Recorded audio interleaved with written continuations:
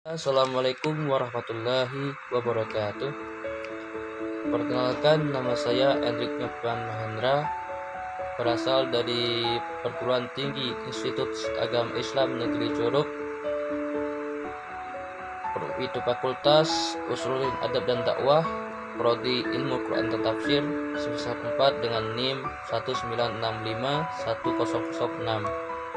Baiklah, di sini saya akan menjelaskan sedikit tentang pengertian tafsir Al-Nur dan tafsir Al-Bayan karya Hasbi Asy-Syadiki, yang dimana di sini dibimbing oleh dosen kita, yakni Ustadz Hardifizon MAG dan Ustadz Alvin Putra LC MSI. Baiklah, sebelum saya menjelaskan tentang tafsir An-Nur dan tafsir Al-Bayan, saya akan menjelaskan sedikit tentang biografi Hasbi Asy-Syadiki. Hasbi Asy-Syadiki bernama lengkap Teungku Muhammad Hasbi Asy-Syadiki. Ia lahir pada tanggal 10 Maret 1904, Longko Semewu, Longsokomawe, Aceh Utara, Indonesia.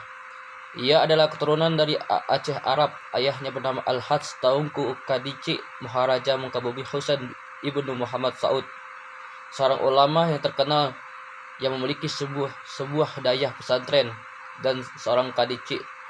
Posisi tersebut ditempati oleh Iyas setelah wafatnya mertuanya, yakni Cik Teungku Abdul Aziz. Ibunya bernama Teungku Umrah, putri Teungku Abdul Aziz, pemangku jabatannya Kadici Maharaja Mengkabumi Kesultanan Aceh waktu itu. Ia juga merupakan keponakan Abdul Jalil yang bergelar Teungku Cik di Aweh Gautah, di mana menurut masyarakat Aceh Utara dianggap sebagai wali yang dikeramatkan.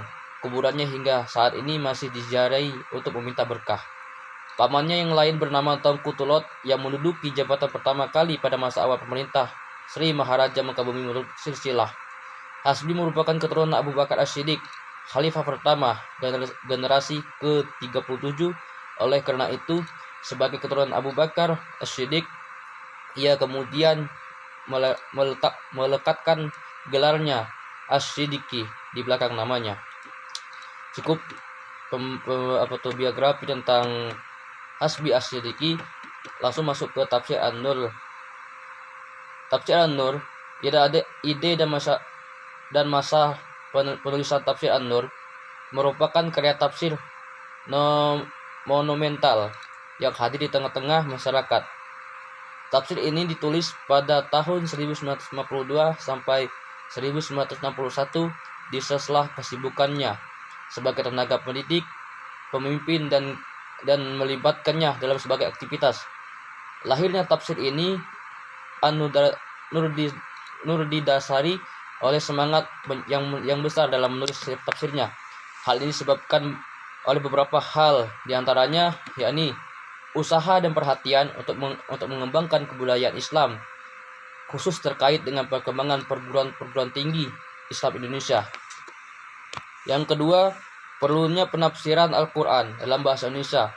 Oleh karena itu, penafsiran dirasa perlu oleh pengarang dengan menjelaskan maksud dan kandungan Al-Quran, khusus bagi masyarakat yang minim pengetahuannya akan bahasa Arab, sehingga tidak dapat memilih kitab tafsir yang muktabar yang dapat dijadikan pilihan bacaan, dan tentunya jalan untuk memahami Al-Quran sangat terbatas. Yang ketiga, yakni memurnikan tafsir Al-Quran dan penulis Barat, karena menurutnya buku-buku tafsir yang ditulis dalam bahasa orang Barat tidak dapat dijamin kebersihan dan kesucian jiwanya. Menurut Hasbi Asy-Syadiki, para penulis Barat lebih cenderung menuliskan tafsir hanya sebagai suatu pengetahuan, bukan sebagai suatu akidah yang mereka pertahankan. Maka tentunya hal ini sangat berbeda jauh dengan tafsir yang ditulis oleh para ulama. Yang keempat, yakni Indonesia menghayati perkembangan tafsir dalam bahasa Persatuan Indonesia. Tafsir ini memperbanyak referensi dan khazanah Islam dalam masyarakat Indonesia. Yang selanjutnya yakni sumber rujukan tafsir An-Nur.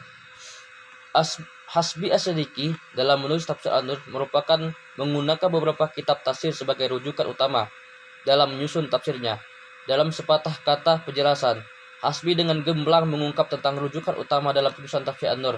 Hal tersebut dilakukan Hasbi karena ada kesan atau informasi bahwa tafsir An-Nur merupakan terjemahan 100% dari sebuah tafsir berbahasa Arab yang ditulis oleh ulama muqaddimin atau ulama mutakakhirin. Bahkan menurut informasi yang sampai kepada Hasbi bahwa tafsir An-Nur merupakan terjemahan tafsir Al-Maraki, terlepas dari maksud dan para tujuan praktik pengkritik tafsir An-Nur. Maka dengan mempermudah pelacakan terhadap rujukan utama, Hasbi dalam tafsirnya, peneliti kemudian melakukan klasifikasi sebagai berikut. Yang pertama, dalam segi penafsiran. Dalam menafsirkan ayat Al-Quran, Hasbi dalam tafsir An-Nur merujuk pada kitab-kitab tafsir mutabarian. Diistilahkan oleh Hasbi dengan istilah tafsir induknya kitab-kitab tafsir yang menjadi pegangan setiap penulis tafsir, baik tafsir yang tergolong tafsir al-matsur, kitab-kitab bil al-ma'mukal al-ma'kul, maupun kitab yang merangkum uraian tafsir induk. Kitab-kitab yang dimaksud Hasbi antara lain yaitu Umdat al-Tafsir karya Ibnu Katsir, Tafsir Al-Manan karya Muhammad Abduh dan Muhammad Rashid bin Ali Ridha Tafsir Al-Qasami dengan judul aslinya Mahasin Al-Ta'wil karya Muhammad Jamal Al-Dil Al-Qasami, Tafsir Al-Makarani karya Mustafa Al-Maraki, dan Tafsir Al-Wahadi. Dalam segi bahasa, dalam segi gaya penulisan, Hasbi sangat kental dengan gaya penulisan Al-Maraki dalam tafsirnya, meskipun Al-Maraki juga mengikuti gaya penulisan Tafsir Al-Manar dan Tafsir Al-Wahadi. Salah satu gaya penulisan adalah melakukan penggelompokan ayat-ayat yang ditafsirkan berdasarkan keterkaitan makna dan maksudnya. Yang selanjutnya yakni dalam segi penerjemahan. Penerjemahan yang dilakukan Hasbi cenderung tidak menggunakan terjemahan Al-Quran dalam bahasa Indonesia yang telah ada pada saat ini atau pada saat itu. Akan tetapi Hasbi lebih banyak menggunakan terjemahan dalam bahasa Arab yang kemudian disandar dalam bahasa Indonesia. Kitab yang paling mendominasi penerjemahan Hasbi ialah Tafsir Abi Sa'ud, Tafsir As-Siddiqi, Hasan Khan, dan Tafsir Al-Kami. Ketiga tafsir tersebutlah yang menjadi rujukan utama dalam menerjemahkan ayat-ayat Al-Quran. Yang keempat, yakni dalam segi materi. Tafsir An-Nur merupakan hasil penyaringan dari beberapa tafsir induk sebagaimana halnya kitab-kitab tafsir yang lain. Oleh karena itu, ayat hadis yang diukil dalam tafsir An-Nur merupakan hadis-hadis yang terdapat dalam tafsir induk dan tafsir-tafsir mengambil dari tafsir-tafsir induk. Seperti Tafsir Al-Maragi dalam mengutip sebuah hadis misalnya, Hasbi senantiasa melihat Tafsir Al-Maragi kemudian dibandingkan dengan Tafsir Al-Kamai dan tafsir-tafsir induk-induk yang lainnya. Yang selanjutnya yakni sistematika pembahasan Tafsir An-Nur. Hasbi As-Siddiqi mempunyai langkah-langkah sistematik dalam menafsirkan sebuah ayat. Langkah-langkah tersebut sedikit banyak mempunyai kesamaan dengan yang digunakan oleh ulama tafsir lain, khususnya Tafsir Al-Maragi. Hasil kajian penulisan menunjukkan bahwa Hasbi setidaknya melalui 9 langkah dalam penafsiran sebuah ayat sebagai berikut. 1. Yaitu penjelasan umum tentang surah. Langkah pertama, Hasbi menguraikan secara ringkas beberapa hal mengenai surah yang akan ditafsirkan. Uraian ini mencakup penamaan surah, sejarah turunnya surah dengan menyebut kelompok ayat Makkiyah dan Madiniyah. Kandungan ini dengan membuat poin-poin utama pembahasan surah tersebut. Di samping itu, Hasbi juga mengungkapkan hubungan surah munasahabal surah dengan surah sebelumnya agar dapat dipahami munasabah antara suatu ayat dengan ayat lainnya. Sebagai contoh dalam surah Al-Baqarah, sebelum menjelaskan tentang 4 item mana sejarah turunnya kandungan isi dan kaitan dengan surah sebelumnya atau munasabah, terlebih dahulu Hasbi menjelaskan tentang terjemahan nama Al-Baqarah dengan mengatakan lembu betina, kemudian menjelaskan bahwa Al-Quran turun di Madinah kecuali ayat 281 Mina dengan jumlah ayat 286. Selanjutnya, Hasbi menguraikan tentang alasan surah Al-Baqarah disebut dengan Al-Baqarah dengan mengatakan bahwa surah ini dinamakan Al-Baqarah karena di dalamnya termuat peristiwa pembunuhan yang terjadi di kalangan Bani Israel dan Muhammad dan Nabi Isa Musa alaihissalam. Untuk menyingkap tabir pembunuhan yang semula gelap itu, Allah memerintahkan Bani Israel menyembelih seekor lembu atau sapi betina yang disebut Al-Baqarah. Lembu adalah peliharaan yang pernah dipuja dan disembah Bani Israel. Setelah itu, Hasbi menguraikan tentang sejarah turunnya Al-Baqarah dan mengatakan bahwa Al-Baqarah diturunkan di Madinah, kecuali ayat 281 yang diturunkan di Minah ketika Nabi Muhammad SAW menyelesaikan haji akhir atau haji wada. Menurut suatu pendapat, ayat tersebut merupakan ayat yang diturunkan paling akhir. Sebagian besar ayat dalam surah ini diturunkan pada awal Nabi Muhammad SAW bermukim di Madinah. Surah ini adalah surah terpanjang dalam Al-Quran yang pertama diturunkan di Madinah. Baiklah, memasuki penjelasan tafsir yang kedua, yakni Tafsir Al-Bayan. Tafsir Al-Bayan merupakan hasil karya kedua yang dikarang oleh Hasbi As-Sadiqi dalam bidang penafsiran Al-Quran selepas karyanya yang pertama, yaitu Tafsir An-Nur yang diterbit pada tahun 1956. Ide dan masa penulisan Tafsir Al-Bayan. Ada pengantar Tafsir Al-Bayan bertanggal Yogyakarta 22 Mei 1966. Pengarang menyatakan dengan inayah Allah Ta'ala dan taufiknya, setelah saya selesai dan menyusun tafsir An-Nur yang menerjemahkan ayat yang mentafsirkan, tertarik pada pula hati saya kepada menyusun Al-Bayan. Pengarang menyatakan sebab penulisan dan penyusunan Tafsir Al-Bayan adalah untuk menyempurnakan sistem penerjemahan yang terdapat dalam Tafsir An-Nur, karya pertamanya dalam bidang tafsir. Hal ini terungkap dalam kata pengantarnya. Untuk Al-Bayan, di dalam penerjemahan ayat Tafsir An-Nur, saya menempuh jalan cepat dengan lazim dan tempuh dengan penerjemah lain. Karenanya terjemahan ayat-ayat Tafsir An-Nur tidak menerjemahkan seluruh lafaz, apalagi lafaz-lafaz yang harus diungkapkan. Yang kedua, penyusunan Tafsir Al-Bayan Hasbi. Selain bertujuan untuk melengkapi sistem penerjemahan dalam Tafsir An-Nur, juga bertujuan untuk meluruskan kembali terjemahan-terjemahan Al-Quran yang telah beredar pada masanya. Dia mendapati bahwa terjemahan-terjemahan Al-Quran yang beredar di tengah-tengah masyarakat perlu dikaji dan ditinjau kembali dan kesempurnaannya.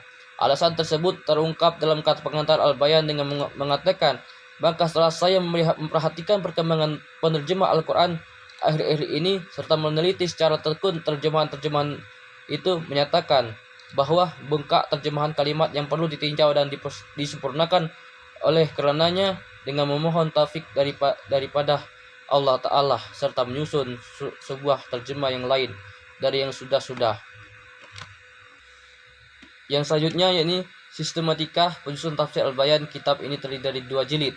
Jilid pertama yakni berisi artikel-artikel tentang sejarah bahasa Arab, pra kelahiran Muhammad SAW, sejarah Nabi Muhammad SAW, dalam pembahasan seputar Al-Quran yang meliputi hikmah turunnya Al-Quran secara berangsur-angsur, hukum-hukum yang terkandung dalam Al-Quran, dan uslub dakwah dan Al-Quran, sejarah nuzul Al-Quran dan pengumpulannya, pembahasan seputar penafsiran dan penerjemahan Al-Quran, adab membaca dan mendengarkan Al-Quran, ilmu qiraat dan kamus Al-Quran.